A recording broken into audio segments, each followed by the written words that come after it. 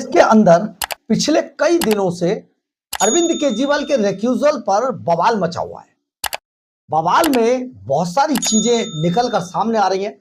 हमने भी आपको एक एक खबर, एक एक पॉइंट्स पर हर चीज को आपको बताया, परंतु आज जब रेक्यूजल पर फैसला आ चुका है और जस्टिस स्वर्ण कांता शर्मा ने हाईकोर्ट के अंदर रेक्यूजल को फेल कर दिया है, यानी कि रिजेक्ट कर दिया है, और अब शराब घोटाले पर अब वो सुनवाई करेंगे उनकी अदालत।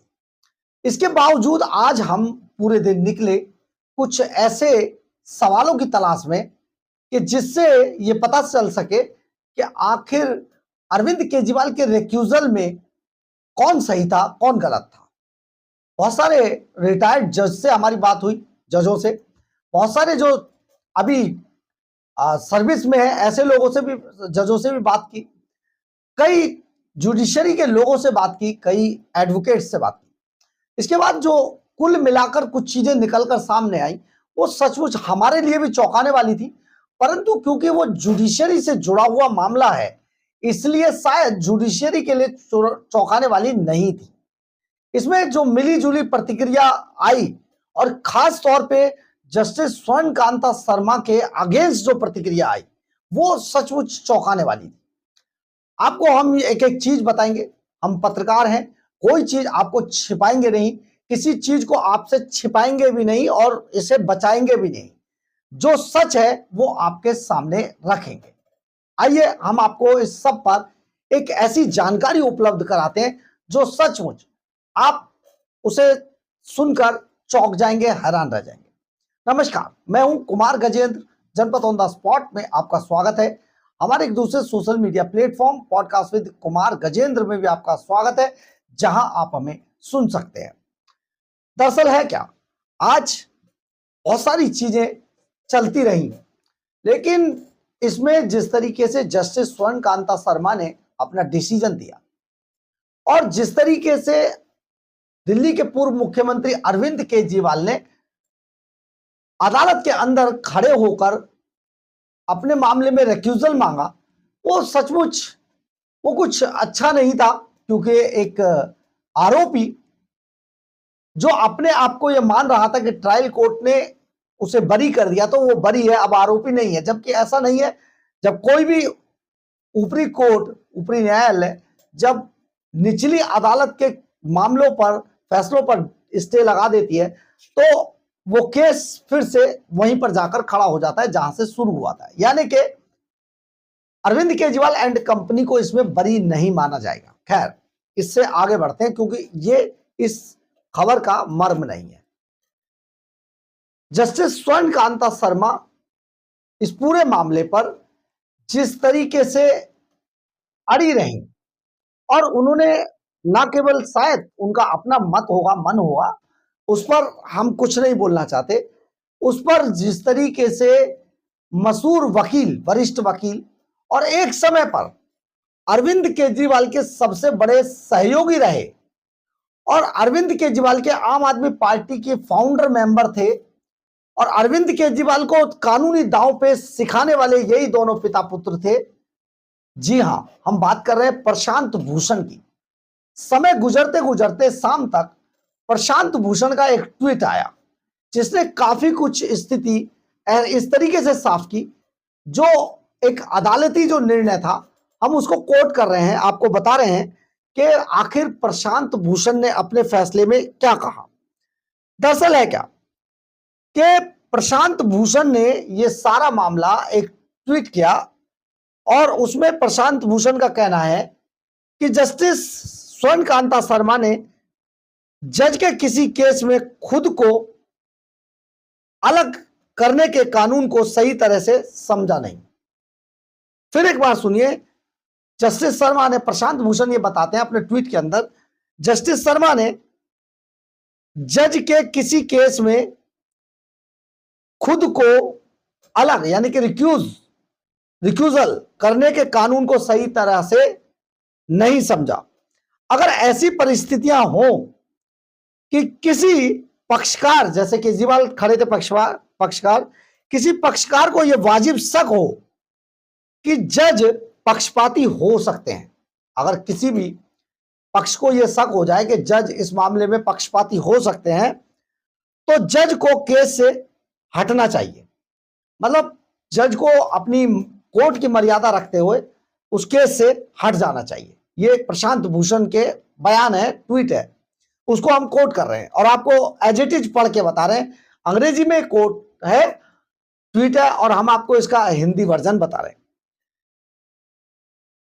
जज के केस में जज को इस केस से हट जाना चाहिए। इसके लिए वास्तविक पक्षपात साबित करना जरूरी नहीं होता है। मतलब ये कोई जरूरी नहीं है कि वो पक्षपात जो पक्षकार है उसको ये पक्षपात साबित करना पड़े।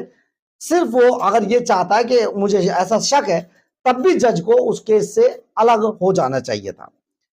सिर्फ उचित आशंका, रीजनेबल अप्रहेंशन ऑफ बेसिस काफी है।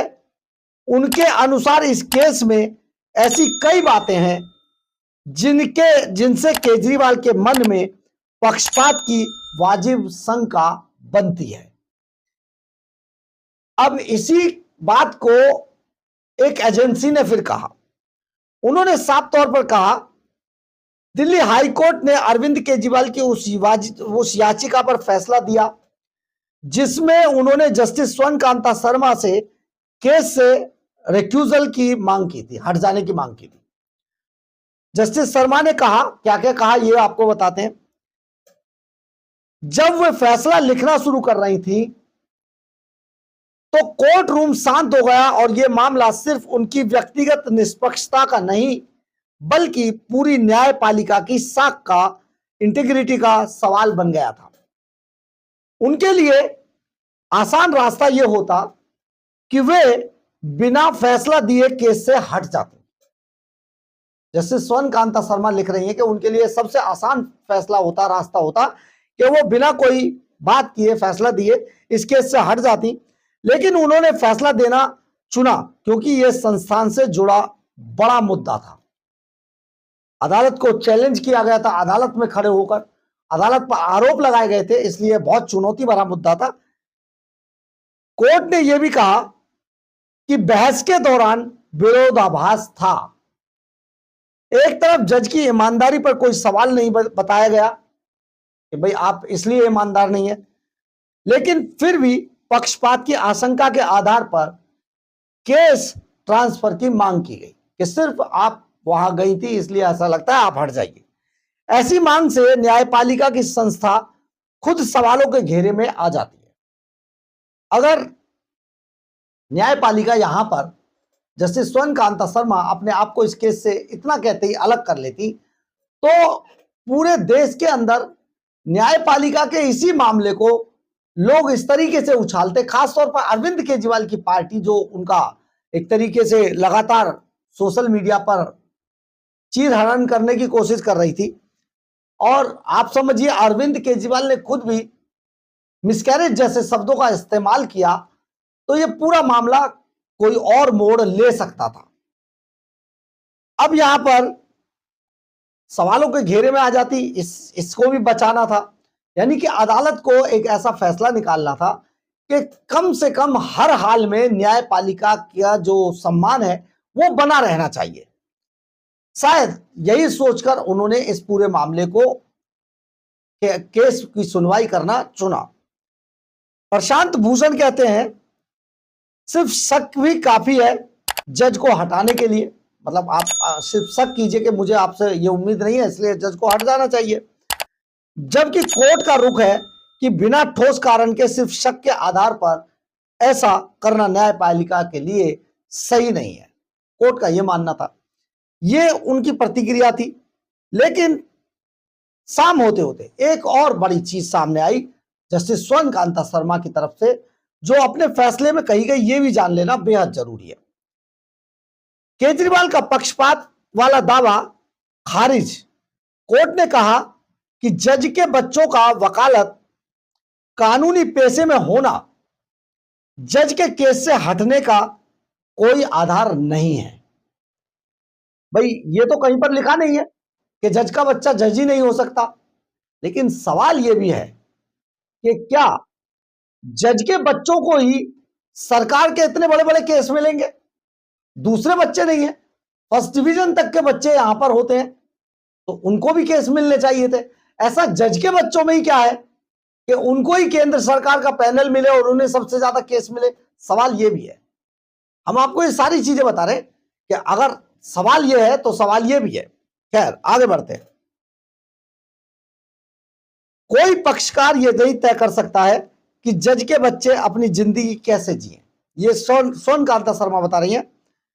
जब तक यह साबित ना हो कि जज के पद का दुरुपयोग हुआ है, अगर नेताओं के बच्चे राजनीति में आ सकते हैं, तो फिर जज के बच्चे या परिवार के लोग कानूनी पेशे में आए और दूसरों की तरह मेहनत करके आगे बढ़े, तो उस पर सवाल उठाना कैसे सही हो सकता है? ये जस्टिस स्वर्ण कांता शर्मा ने कहा है।